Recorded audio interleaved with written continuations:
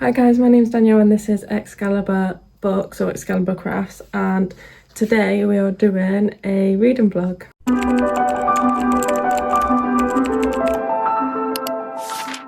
So I don't have a lot of my books on me because I'm not at home at the minute. I only have a handful, so I don't have a lot to choose from, but I thought I'd do like a spinny wheel to make it a bit more entertaining. I know we've only done one recently, but it's better than just picking books out randomly. I haven't put my Kindle books on here because I've just read 2 Kindle books, so I do want a physical book. And I have put Carrie, The Secret Crusade, In My Dreams I Hold a Knife, The Rottweiler, Black Mouth, Lapvena and The Shadow Man. So I've got a couple of library books. My preference would be either The Rottweiler or Lapvena, I think. So let's spin the wheel and see what book we're reading next.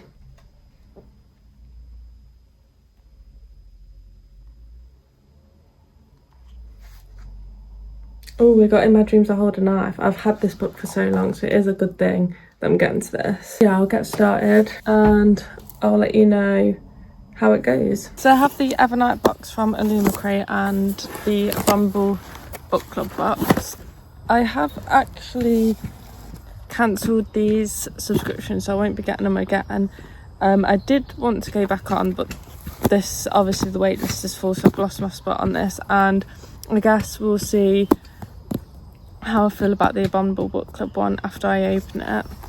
The problem is I was getting like so many books from like book subscription boxes a month, and there's obviously a secondhand one in that Abominable Book Club one, and most of the times I've already had it or I had no interest in reading it. Let's see if we can get these open. Also, I used to guess what was in the Evernight box every month, but I've really not been keeping up with book releases, so I don't even know what horror books are being released at the minute.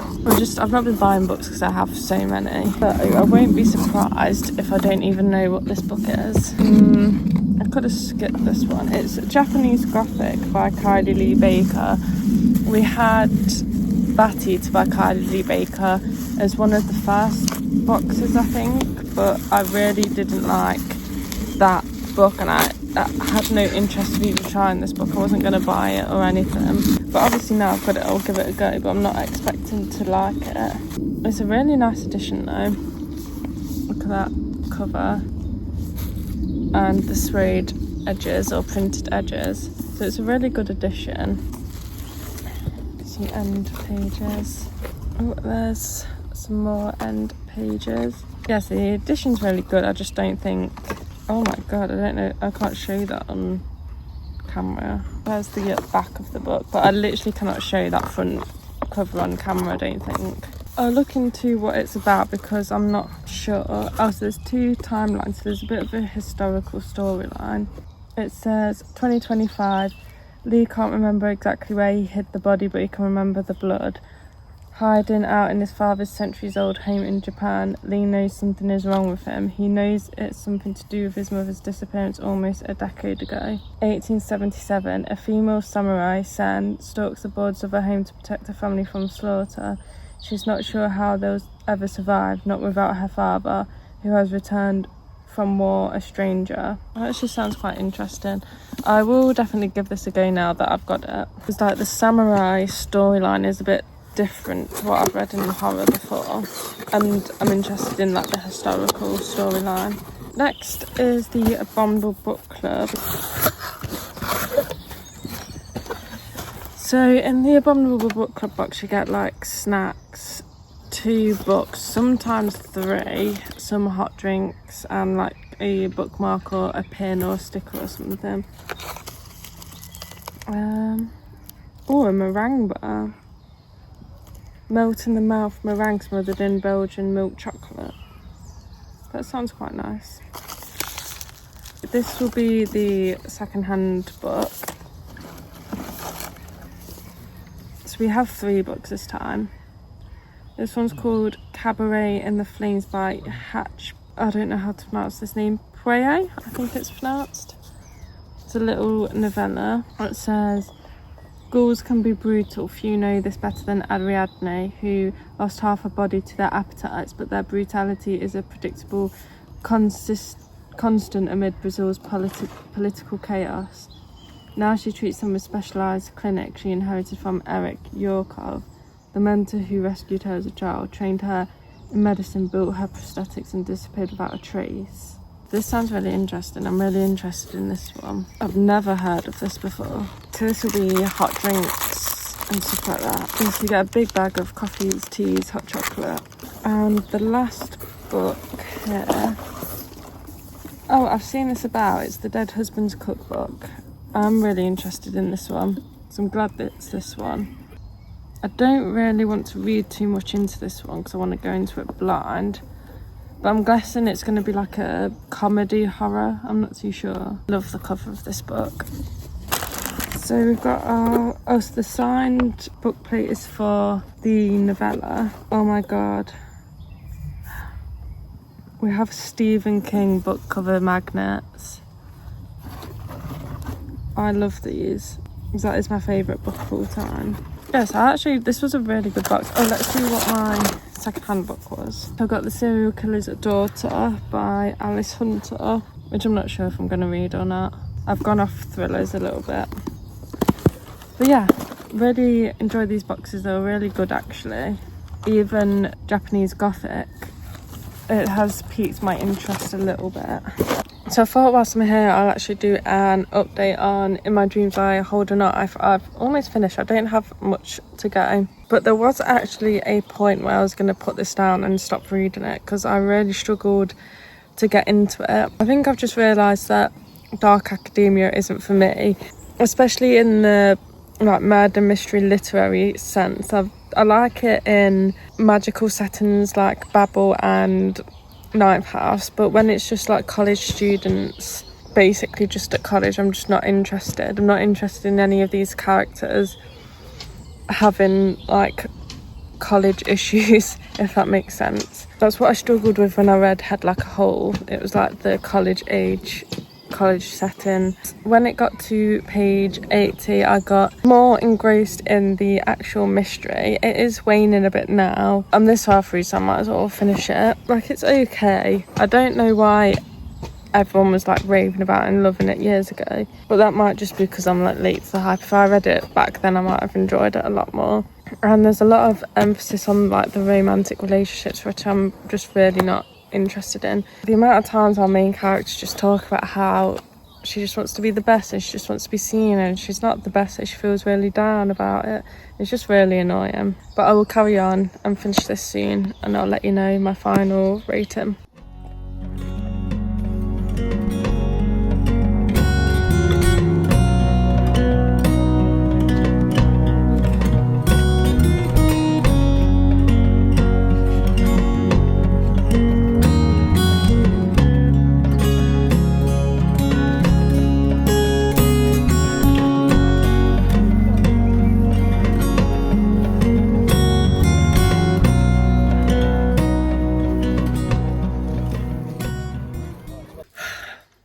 I have just finished In My Dreams I Hold a Knife literally 2 minutes ago. Like I said before, I really struggled to get into it. I have rated it 3 stars. It did pick up. I like the ending, and I like the mystery in the story. Everything was a bit predictable. I guessed a lot of things, but that's okay. The thing I didn't like about this book and what brought it down was the college setting and the characters. I didn't like any of the characters. I didn't like their friendship, their dynamic. They weren't very interesting. They were generic college characters that you see like in dark academias. The reason I don't really like dark academias and college settings is just the characters' problems, issues like popularity, like just grades and college stuff, and I'm just not interested in that. So that's why I give it 3 stars. I do have more books by Ashley Winstead on my TBR, which I will still give a go because they're not set in a college and I like the writing and the story. What we're going to do is we're going to spin the wheel again. Hopefully all the books are still on there, and I need to add my Kindle in this time. Oh, they've took all the options off. I'll be back. 1 sec. Right, I'm back. I've put all of my options in the spinning wheel that I have with me now. Let's spin.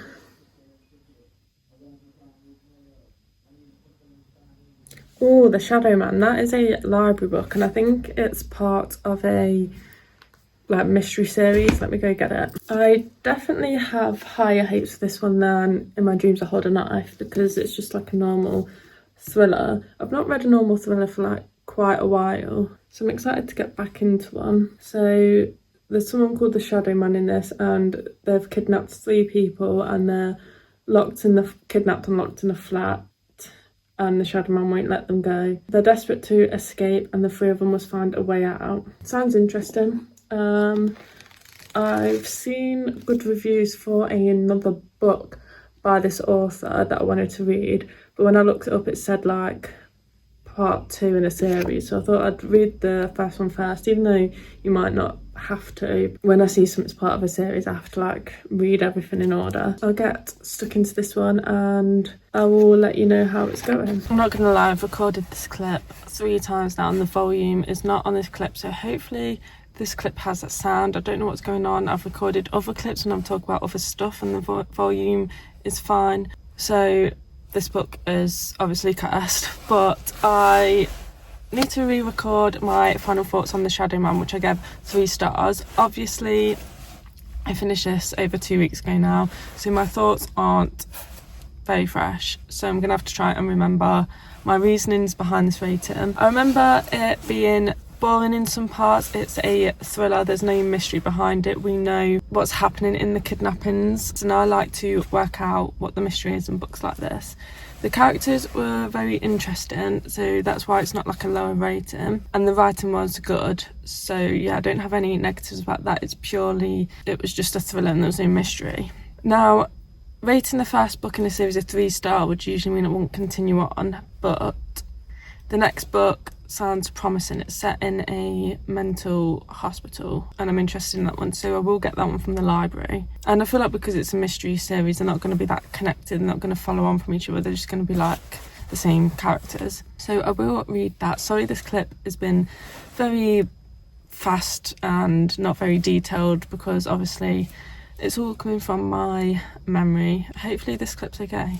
I'm just about to go in the bath, so I'm going to spin the wheel again. I am actually back home, so I've got access to all my books, so we're going to do it a bit different. I have put some prompts on the wheel this time, so then I can have like freedom to choose within the prompts. I've put NetGalley Arc because I need pushing to read them because I never pick them up. Harry Potter because I'm currently reading through that. Same thing with the Assassin's Creed books. I've got Horror Bingo, so I use one of the Horror Bingo prompts.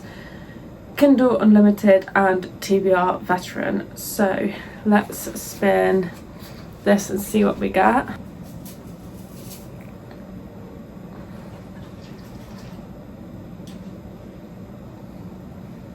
So it's TBR Vet, so something that has been on my TBR for a while. Let me go and have a look, see what I'm feeling. So I picked Notes from My Captivity by Kathy Parks, which is actually a memoir which I've not read for a long time, and it's about a journalist that goes to write something to investigate this recluse family in Siberia, I think, and they end up keeping her hostage.